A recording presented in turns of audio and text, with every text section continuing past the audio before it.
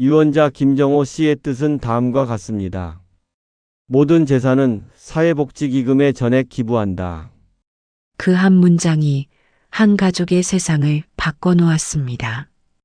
50억 자산가였던 그는 왜 단 한 푼의 유산도 가족에게 남기지 않았을까요?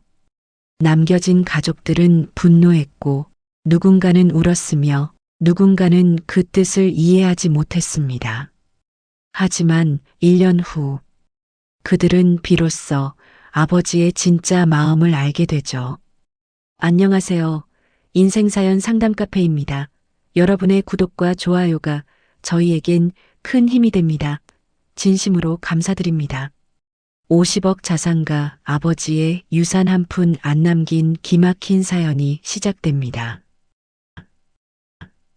어느 가을이었습니다. 서울 변두리 오래된 주택가 골목 깊숙한 곳에 2층 양옥집 한 채가 자리하고 있었습니다. 세월의 흔적이 고스란히 남은 그 집 창문으로 부드러운 햇살이 조심스레 스며들고 있었습니다. 마당엔 붉게 물든 단풍잎이 바람에 흔들리며 바스락거렸습니다. 그 소리는 마치 시간이 천천히 속삭이는 것 같았습니다. 그 집에는 정호 씨와 선영 씨가 살고 있었습니다. 결혼한 지 40해가 넘은 부부였습니다. 아이들을 키우고 웃고 울던 세월을 함께 쌓아온 집. 하지만 요즘 그 집의 공기는 달라져 있었습니다. 정호 씨가 폐질환 판정을 받은 뒤로 집안엔 늘 양냄새가 가득했습니다. 이젠 대부분의 시간을 침대에 누워 보내야 했습니다. 한때는 걸음이 빠르고 목소리가 단단했던 그였지만 지금은 숨을 한 번 쉴 때마다 가슴이 무겁게 오르내렸습니다. 그날도 정호 씨는 창밖을 바라보고 있었습니다. 햇살이 붉은 단풍잎을 스치며 들어오고 있었습니다. 그때 문이 조심스럽게 열렸습니다. 선영 씨가 들어왔습니다. 그녀의 손엔 물컵과 약이 담긴 접시가 들려 있었습니다. 여보, 물 좀 드세요. 약 드실 시간이에요.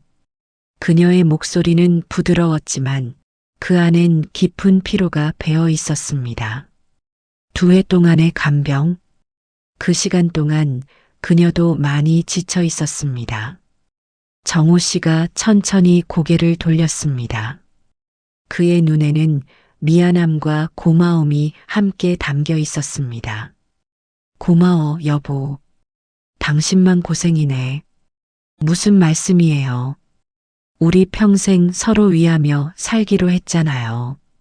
선영 씨는 남편을 부축해 앉히고 조심스레 물을 마시게 했습니다. 정호 씨가 힘없이 웃었습니다. 이젠 물맛도 그리워지는구먼. 그 말 끝에 방 안은 조용해졌습니다. 창밖에 햇살만이 두 사람의 시간을 비추고 있었습니다. 그 집에는 세 남매가 있었습니다. 첫째 태수는 42, 대기업 임원이었고 둘째 미정은 39, 두 아이를 키우는 워킹맘. 막내 태호는 35, 취업을 포기한 채 부모님 집에 머물고 있었습니다. 첫째 아들 태수는 주말마다 들렀지만 그의 방문은 언제나 짧았습니다. 그날도 마찬가지였습니다. 현관에 들어서며 태수가 말했습니다. 엄마, 약값은 제가 송금했어요. 이번 달 병원비도 같이요. 아버지 상태는 어떠세요? 선영 씨는 잠시 그를 바라보다가 작게 미소 지었습니다. 그냥 그래. 많이 힘들어 하시지만 잘 버티고 계셔. 그 대답 속엔 엄마의 마음이 고스란히 담겨 있었습니다. 내가 보내준 돈 잘 받았어. 고맙다. 그런데 너무 무리하지 말고. 저는 괜찮아요. 아버지도 강하시잖아요. 곧 나아지실 거예요. 그 순간 태수의 전화가 울렸습니다. 그는 화면을 확인하고는 미안한 표정을 지었습니다. 엄마, 죄송한데 급한 전화예요. 제가 이거 받고. 그는 전화를 받으며 현관 밖으로 나갔습니다.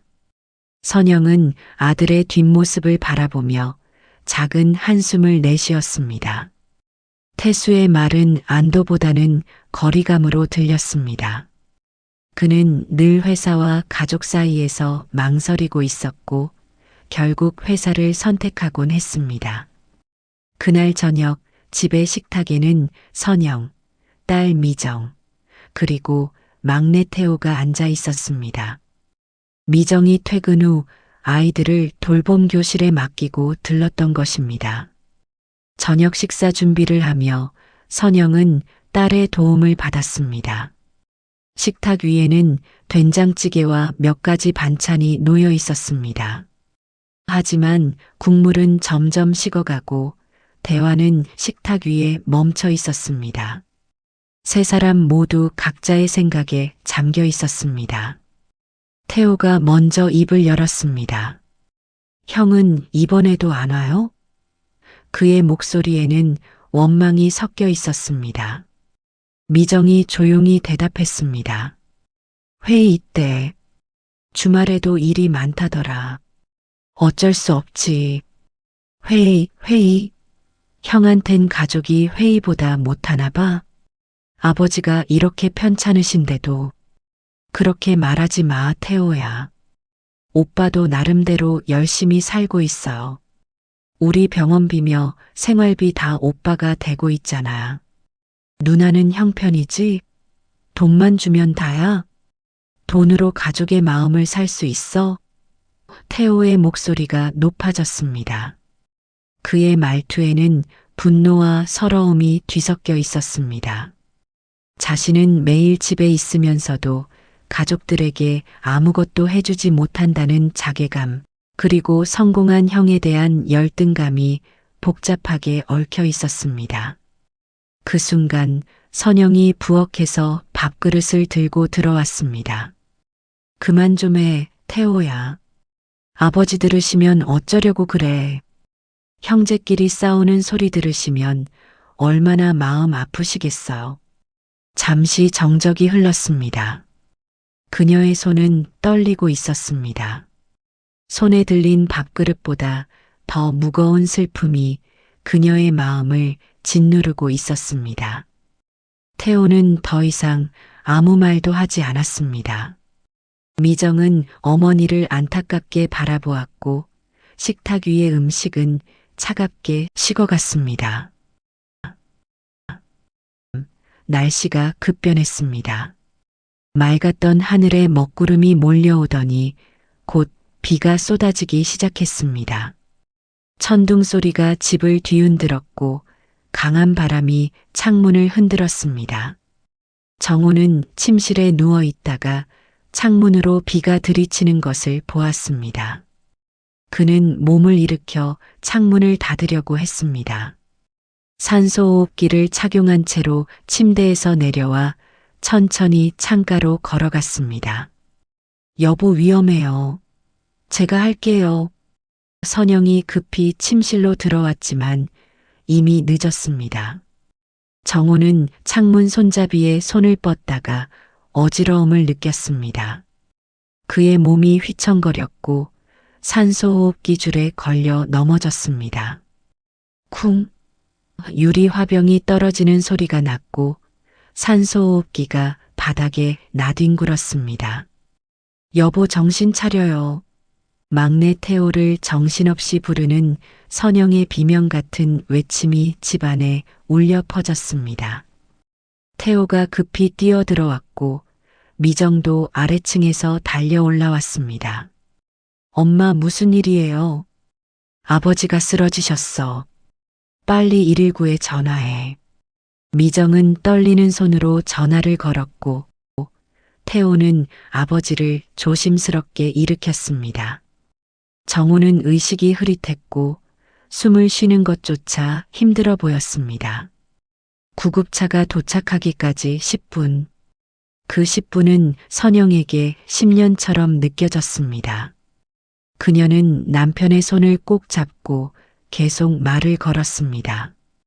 여보, 정신 차려요. 우리 아직 할 일이 많잖아요. 손주들 결혼식도 봐야 하고 우리 금혼식도 해야 하잖아요. 마침내 구급차가 도착했고 정호는 병원으로 이송되었습니다. 선영과 미정, 태호가 함께 구급차에 올라탔습니다. 미정은 급히 태수에게 전화를 걸었습니다. 오빠, 아버지가 쓰러지셨어. 지금 구급차 타고 병원 가는 중이야. 빨리 와. 응급실 앞 복도 형광등 불빛이 차갑게 빛나고 소독약 냄새가 진동했습니다. 선영은 의자에 앉아 두 손을 모으고 기도하듯 앉아 있었고 미정은 어머니의 어깨를 감싸고 있었습니다. 태호는 복도를 왔다 갔다 하며 초조하게 기다렸습니다. 1시간쯤 지났을까 응급실 문이 열리고 의사가 나왔습니다. 의사의 표정은 무거웠습니다. 보호자분이시죠? 네, 저희가 가족입니다. 환자분의 상태가 좋지 않습니다. 급성 폐렴이 악화됐고 기존의 폐질환과 합병증으로 상황이 심각합니다. 중환자실로 옮겨야 할 것 같습니다. 가족분들께서 모두 대기하셔야 할 것 같습니다. 의사의 말에 복도는 침묵으로 얼어붙었습니다. 대비하셔야 한다는 말의 의미를 모두가 알고 있었습니다. 그게 무슨 말씀이세요? 아버지가 위험하시다는 말씀이신가요? 미정의 목소리가 떨렸습니다. 의사는 안타까운 표정으로 고개를 끄덕였습니다. 최선을 다하겠습니다만 환자분의 폐 기능이 많이 약해진 상태입니다. 중환자실에서 집중 치료를 하겠습니다. 의사가 돌아간 후 세 사람은 아무 말도 하지 않았습니다.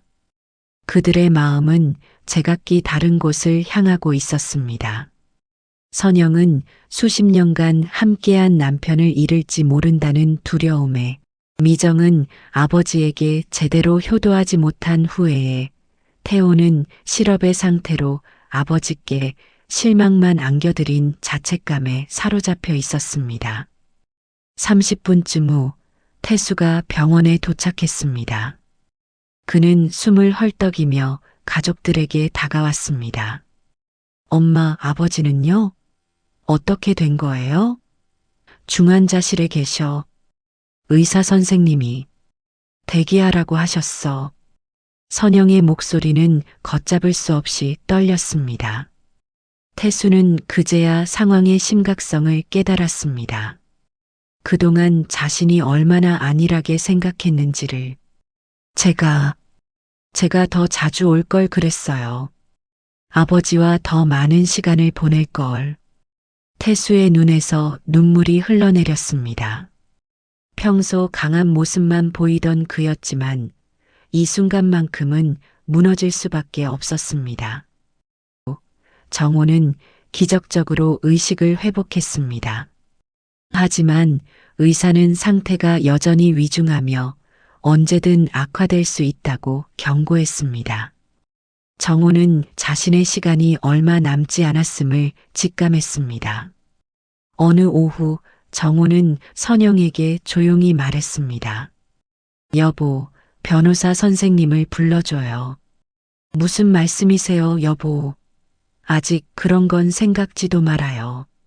알아. 하지만 준비는 해둬야지. 아이들을 위해서라도. 선영은 더 이상 말리지 않았습니다. 그녀도 남편의 뜻을 이해했습니다. 며칠 후 변호사가 병실을 찾았습니다. 정호는 떨리는 손으로 펜을 들었습니다.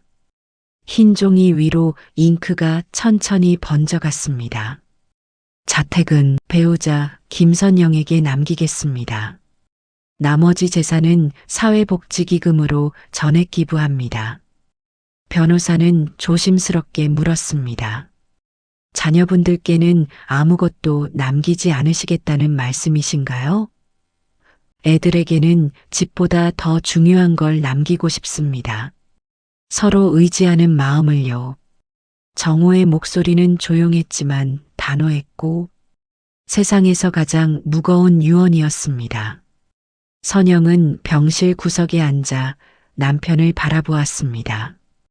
그녀는 아무 말도 하지 않았습니다. 그녀는 남편의 결정을 이미 알고 있었고 그것이 가족을 위한 마지막 가르침이라는 것을 이해했습니다. 유언장을 작성한 그날 밤 정호는 선영에게 말했습니다. 아이들이 원망할까? 처음에는 그럴지도 몰라요. 하지만 언젠가는 알게 될 거예요. 당신 마음을. 난 그저 애들이 돈보다 더 소중한 것을 깨달았으면 해. 형제가 서로를 지탱하는 게, 가족이 함께 있는 게 얼마나 큰 재산인지. 선영은 남편의 손을 꼭 잡았습니다. 두 사람은 한참 동안 말없이 서로를 바라보았습니다. 정호의 상태가 조금 안정되자 변호사는 가족들을 모두 불러 유언의 내용을 전달했습니다. 빈 병실에 세 남매가 모였습니다. 변호사는 서류를 펼치고 정호의 유언을 읽기 시작했습니다. 고인. 아니, 유언자 김정호 씨의 뜻은 다음과 같습니다. 차택은 배우자 김선영 씨에게 상속하며 예금, 퇴직금을 포함한 나머지 모든 재산은 사회복지기금에 전액 기부한다. 잠시 정적이 흘렀습니다. 태호가 벌떡 일어섰습니다. 이게 뭐예요? 이게 말이 돼요? 우리한테는 아무것도 없어요? 진짜 아무것도? 그의 목소리는 떨렸습니다. 충격과 분노, 그리고 배신감이 뒤섞인 목소리였습니다. 태수는 이를 악물고 앉아 있었습니다. 아버지 뜻이잖아. 우리가 뭐라고 할 수 있겠어? 형은 좋지. 형은 가진 게 많으니까. 나는 아무것도 없다고. 취업도 안 되고, 돈도 없고, 이제 집도 없어.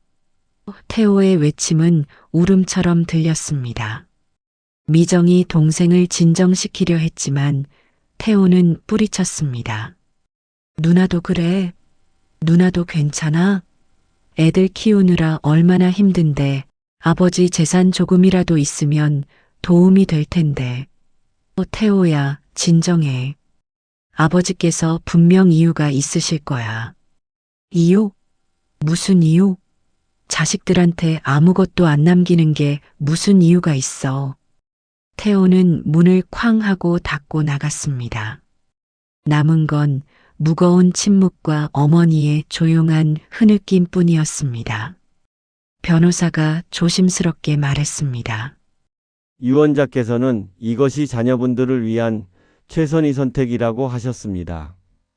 그리고 자세한 내용은 나중에 알게 될 거라고 말씀하셨고요. 태수는 고개를 끄덕였습니다. 그는 아버지의 뜻을 받아들이려 애썼지만 마음 한구석에는 혼란이 남아 있었습니다. 한 달이 지났습니다. 정호의 상태는 점점 악화되었고 또 다른 비극이 가족을 덮쳤습니다. 선영이 쓰러진 것입니다. 과로와 스트레스로 인한 심장 질환이었습니다. 그녀는 남편을 간병하느라 자신의 건강을 돌보지 못했던 것입니다. 선영도 병원에 입원하게 됐습니다. 미정은 아버지와 어머니의 병실을 오가며 간호하게 되었죠. 회사 일과 아이들 돌보기, 그리고 부모님 간병까지 그녀는 한계에 다다르고 있었습니다. 어느 날 저녁 선영의 병실에서 미정은 어머니의 손을 꼭 잡고 있었습니다. 엄마, 오빠가 병원비 다 냈어요. 걱정하지 마세요. 그래. 그래도 아직은 가족이었구나. 서로 미워하지 않고. 선영은 힘없이 미소 지었지만 숨은 짧고 가팠습니다. 그 미소 속에는 수십 년의 인내와 사랑, 그리고 자식들에 대한 걱정이 모두 담겨 있었습니다. 엄마, 왜 아버지가 그런 결정을 하셨는지 이제 조금 알 것 같아요. 그래, 미정아, 너는 늘 현명한 아이였어. 아버진 우리가 돈 때문에 싸우는 걸 원치 않으셨던 거죠. 유산 때문에 형제가 갈라서는 걸 보고 싶지 않으셨던 거예요. 그래, 내 딸. 그리고 그보다 더 중요한 게 있어.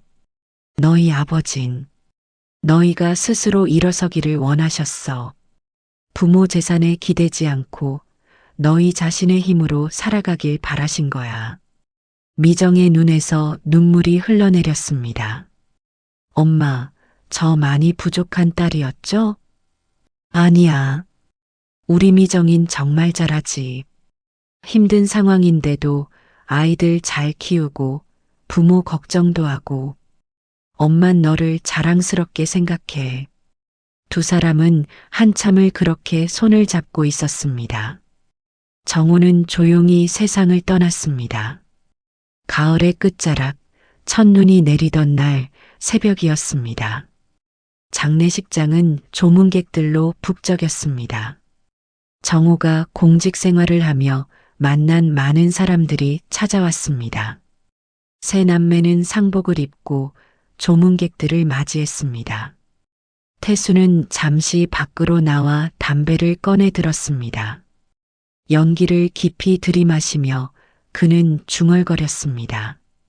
아버지, 이제서야 알겠어요. 저한테 정말 필요했던 게 뭔지. 승진도 성공도 아니었어요. 가족이었어요. 가족과 함께 있는 시간이었어요. 그의 목소리는 떨렸습니다. 후회가 밀려왔습니다. 아버지가 살아계실 때 더 많은 시간을 함께 보내지 못한 것, 전화 통화로만 안부를 묻던 것, 회의를 핑계로 집을 찾지 않던 것들이. 영정 앞에서 미정은 소리 없이 울었습니다. 아빠 미안해요. 사랑한다고. 더 자주 말할걸. 고맙다고, 존경한다고 더 많이 표현할걸. 왜 그렇게 하지 못했을까요? 그녀는 아버지의 사진을 바라보며 계속 눈물을 흘렸습니다. 태호는 늦게 도착했습니다. 그는 술 냄새를 풍기며 영정 앞에 무릎을 꿇었습니다. 아버지, 미안해요. 정말 미안해요. 전부 제 탓이에요. 제가 취업도 못하고 집에서 빈둥거리기만 해서 아버지 실망시켜 드렸죠. 형처럼 성공하지도 못하고 누나처럼 책임감 있게 살지도 못하고. 그는 영정 앞에서 엎드려 울었습니다. 세 남매는 그렇게 아버지 앞에서 처음으로 솔직한 마음을 드러내며 함께 울었습니다. 장례를 치른 며칠 후 미정은 아버지의 서재를 정리하기 시작했습니다. 책장 사이사이 서랍 속 곳곳에는 아버지의 흔적이 남아 있었습니다. 공무원 시절의 사진들, 아이들이 어렸을 때 쓴 편지들, 가족여행 사진들. 책상 아래 서랍을 열었을 때 미정은 편지 봉투 하나를 발견했습니다. 봉투 겉면에는 정호의 손글씨로 내 사랑하는 태수 미정 태호에게 라고 적혀 있었습니다. 미정은 떨리는 손으로 봉투를 열었습니다. 안에는 몇 장의 편지지가 들어 있었습니다. 그녀는 오빠와 동생을 불렀습니다. 오빠, 태호야, 이리 와봐. 아버지가 우리한테 남기신 편지가 있어. 세 사람은 거실에 둘러앉았습니다. 미정이 떨리는 목소리로 편지를 읽기 시작했습니다. 사랑하는 내 자녀들아, 이 편지를 읽고 있다면 아버지는 이미 세상에 없다는 거겠지? 내가 세상을 떠난 후 아마도 많이 혼란스러울 것 같구나. 왜 내가 재산을 기부했는지, 왜 아무것도 남기지 않았는지 원망할 수도 있을 것 같다. 하지만 애비에겐 분명한 이유가 있음을 너희가 알아줬음 한다. 공직 생활을 하며 많은 가족들을 봤지. 부모가 남긴 유산 때문에 형제가 갈라서고 돈 때문에 가족이 원수가 되는 모습을 너무 많이 보았다. 그것이 얼마나 슬픈 일인지 아버지는 너무나 잘 알고 있다. 돈은 사라지고 집이 없다 해도 너희의 마음만은 지키길 바란다. 형제가 서로 의지하며 사는 것, 그것이 아버지의 마지막 소원이다. 태수야, 너는 늘 열심히 살았다. 가족을 위해 돈을 벌고 책임을 다하려고 애쓴 거 안다. 하지만 아버지는 내가 일에 파묻혀 정작 중요한 것을 놓치고 있는 것 같아 안타까웠다. 일보다 가족이 중요하단 걸 잊지 말거라. 성공보다 사랑하는 사람들과 함께하는 시간이 더 소중하단 사실을 기억하길 바란다. 미정아, 너는 정말 강한 아이야.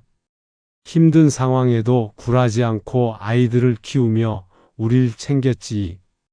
하지만 애빈 너가 너무 많은 것을 혼자 짊어지고 가는 것 같아 마음이 아팠구나. 내 마음을 먼저 챙기고 돌봤으면 한다. 내 자신을 돌보는 것도 사랑이라는 것을 잊지 말아라. 태호야, 너는 지금 힘든 시기를 보내고 있지? 실패했다고 생각하고 자신감을 잃었을 거야. 하지만 실패는 끝이 아니라 인생은 긴 여정이고 넘어졌다가도 다시 일어서는 것이 진정한 용기야. 알지? 아버지는 언제나 널 믿는다. 반드시 이겨낼 걸 믿고 사랑한다, 아들. 얘들아, 서로 미워하지 말거라. 서로를 비난하지도 말고 그보다 서로를 이해하고 감싸주고 격려해 주거라. 그것이 가족인 거야. 애비가 너희에게 남기는 진짜 유산은 집도 돈도 아니야.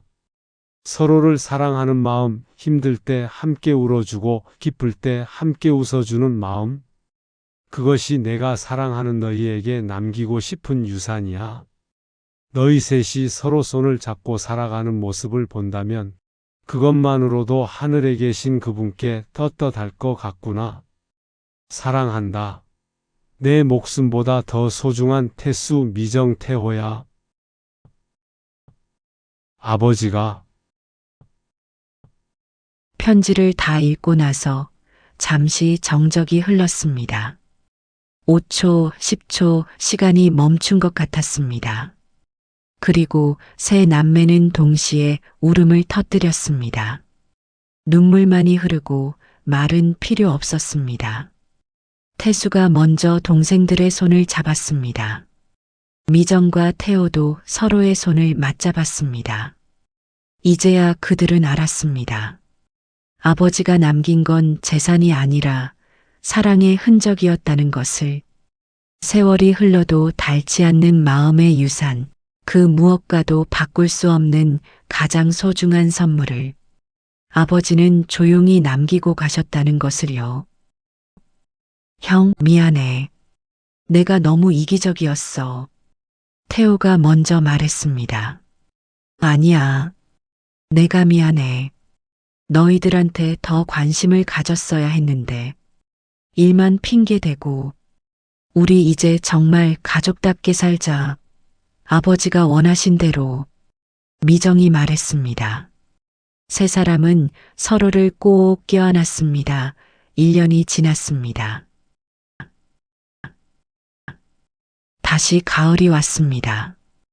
햇살은 여전히 부드럽게 낡은 창문을 스치고 마당엔 낙엽이 바스락거렸습니다. 하지만 이 집의 공기는 어딘가 달라져 있었습니다. 선영은 거실 창가에서 화분에 물을 주고 있었습니다. 국화가 활짝 피어 있었죠. 그녀의 얼굴에는 오랜만에 여유로운 미소가 번졌습니다. 엄마 왔어요. 문이 열리며 미정의 목소리가 들렸습니다. 곧이어 태수와 태호도 들어왔습니다. 오랜만에 세 남매가 한자리에 모였습니다. 오늘 회사 일찍 끝나서 왔어요. 엄마, 점심 다 같이 먹어요. 태수가 말했습니다. 그의 손에는 과일 바구니가 들려 있었습니다. 손주들은 학원 보내고 왔어요. 미정이 밝게 웃었습니다. 저는 다음 주에 면접 봐요, 엄마. 이력서 넣은 데서 연락 왔어요. 태호의 목소리에는 오랜만에 활기가 묻어났습니다. 그래, 이게 가족이지. 모두 식탁에 앉으렴. 선영은 아이들을 바라보며 행복한 미소를 지었습니다. 거실 벽에는 정호의 사진이 걸려 있었습니다. 그의 미소는 여전히 따뜻했습니다. 마치 지금 이 순간을 지켜보는 듯 했습니다. 식탁에 둘러앉은 가족들. 그들은 밥을 먹으며 소소한 이야기를 나눴습니다. 태수는 회사 후배 이야기를, 미정은 아이들 이야기를, 태호는 면접 준비 이야기를 했습니다. 선영은 그 모든 이야기를 들으며 고개를 천천히 끄덕였습니다. 참, 다음 주 토요일에 아버지 산소 다 같이 가요. 미정이 말했습니다. 그래, 좋지. 나도 갈게요. 아버지한테 할 말이 많아요. 세 남매는 그렇게 고개를 끄덕였습니다.